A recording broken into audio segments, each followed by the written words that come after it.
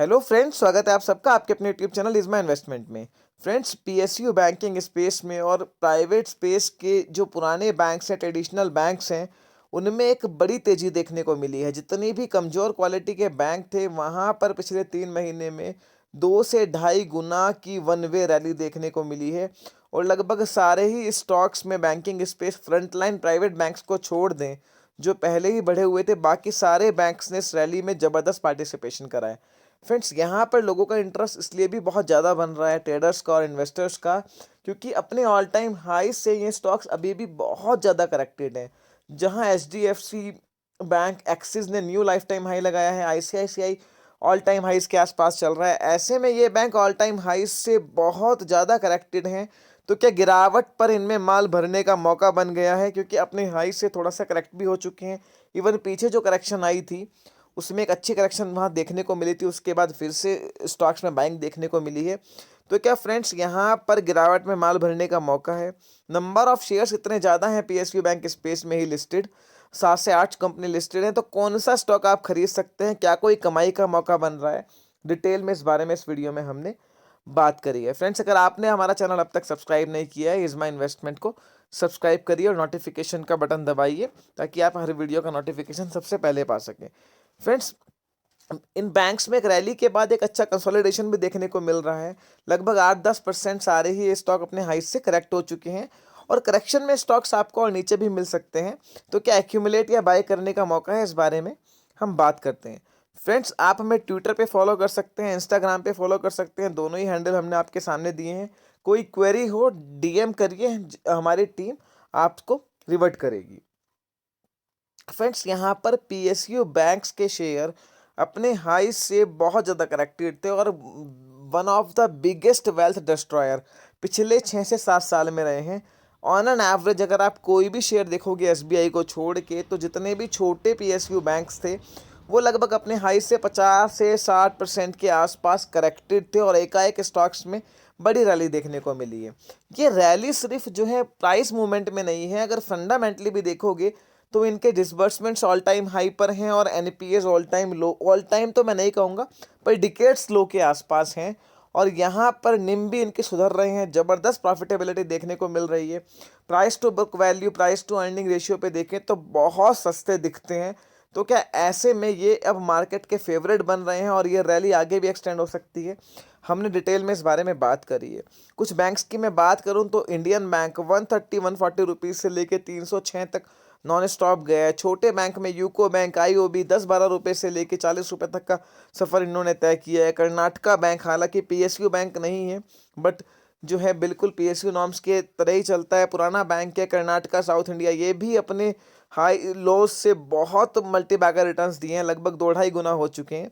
तो क्या ऐसे में अभी भी खरीदारी का मौका बनता है, क्योंकि ऑल टाइम हाई से तो अभी भी ये बहुत ज़्यादा करेक्टेड है। फ्रेंड्स, सबसे पहले हम बात करते हैं कि क्या वो कारण है जो यहाँ पर रैली को ड्राइव कर रहा है। सबसे पहली बात यह है कि कोविड के समय पे अगर आप देखेंगे तो इंटरेस्ट रेट जिस तरह से लॉस, डिकेट्स लॉस पर थे, वहाँ पर जो है बैंक की कॉस्ट ऑफ फंडिंग बहुत नीचे आ गई थी और वहाँ पर डिपॉजिट्स का रेट भी अगर आप देखेंगे तो डिकेट्स लो पे चल रहा था।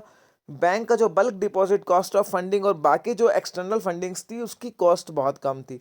एकाएक इंटरेस्ट रेट बढ़े हैं कोविड के बाद में, जिस तरह से मार्केट में एक तेज़ी देखने को मिली है। इन्फ्लेशन कंट्रोल करने के लिए आरबीआई ने कंटिन्यूसली 2-2.5% के आसपास रेट बढ़ाया है।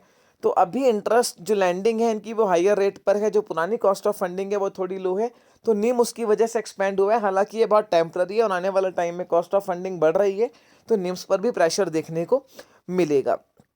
इसके अलावा जो क्रेडिट साइकिल है वो अमंग द हाईएस्ट चल रहा है, डिकेड हाई पे चल रहा है। डिसबर्समेंट्स बहुत हाई हैं। ऑटो सेक्टर बूम कर रहा है, रियलिटी सेक्टर बूम कर रहा है, तो रिटेल सेक्टर, हाउसिंग और कार लोन दोनों में ही डिमांड बनी हुई है। इसके अलावा इंफ्रा में ज़बरदस्त तेजी है।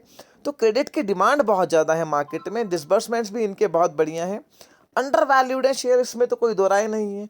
फंडामेंटल सुधर रहे हैं, प्रॉफिटेबिलिटी हाई है। ज़्यादातर बैंक इतना बढ़ने के बाद भी 6-7-8 बिलो 10 के पी पे ट्रेड कर रहे हैं। बुक वैल्यू के नीचे या उसके आसपास का मैक्सिमम एसबीआई को छोड़ दो 1.2 of the book value trade कर रहे हैं। तो अंडर वैल्यूड थे और एसेट क्वालिटी बहुत इंप्रूव हुई है। इवन ज़्यादातर बैंक्स का जो नेट एनपीए है वो 1% के नीचे आ चुका है, वो वाकई में ही काबिले तारीफ है। तो पर फ्रेंड्स, क्या ये सब चीज़ें इन प्राइस में फैक्टर्ड इन नहीं है, या फिर ये रैली और एक्सटेंड हो सकती है, इस बारे में हम बात करते हैं। फ्रेंड्स, मैं पहले फ्यूचर आउटलुक की बात करूंगा और कुछ कंसर्न्स रेज करूंगा पीएसयू बैंक को लेके। पीएसयू बैंक्स पे अपने चैनल पे मैंने पहले भी डिटेल में काफ़ी वीडियोस डाली हुई हैं। कुछ शेयर्स पे हमने जो है अपना जो है एनालिसिस भी आपके साथ शेयर किया था, और जो है आपको बताया था कि फ्यूचर आउटलुक बहुत पॉजिटिव बन रहा है। तो वहाँ पर एक तेज़ी देखने को मिली है, हालांकि सेक्टर के सारे ही बैंक्स में बड़ी तेज़ी देखने को मिली है। फ्रेंड्स, फ्यूचर आउटलुक की अगर मैं बात करूँ तो कुछ कंसर्न्स पीएसयू बैंक में पहले भी थे और अभी भी हैं।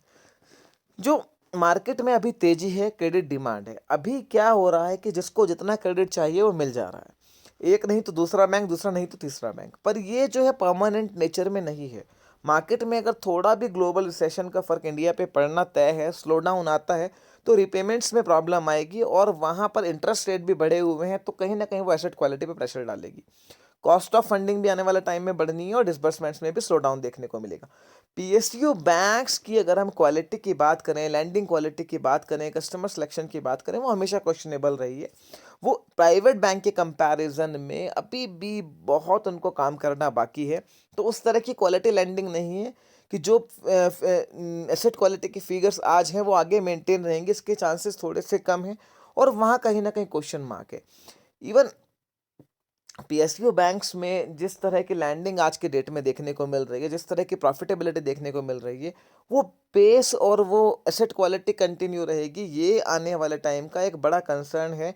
एल्स अगर ऐसा होता तो इनके वैल्यूएशन भी अभी बहुत हाई होते, ये कंसर्न मार्केट के लिए अभी भी है। ओवर करेक्टेड थे, फंडामेंटल सुधरे हैं, तो इस वजह से एक बड़ी रैली देखने को मिली है। पर कहीं ना कहीं मेरे को लगता है फ्रेंड्स कि इस तरह की परफॉर्मेंस आगे कंटिन्यू रहेगी, इसके चांसेस थोड़े से कम हैं, और आने वाले टाइम में एसेट क्वालिटी पे प्रेशर देखने को मिल सकता है।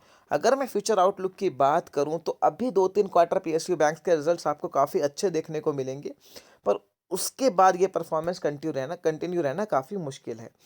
अगर फ्रेंड्स बात करें कि क्या करेक्शन में एक्यूमुलेट करने का या बाय करने का चांस है, तो मेरा मानना यह है कि अगर आप पीएसयू बैंक्स में इन्वेस्टेड रहना चाहते हैं तो आप फ्रंटलाइन बैंक्स को पकड़िए। पीएनबी की एसेट क्वालिटी काफ़ी ख़राब है।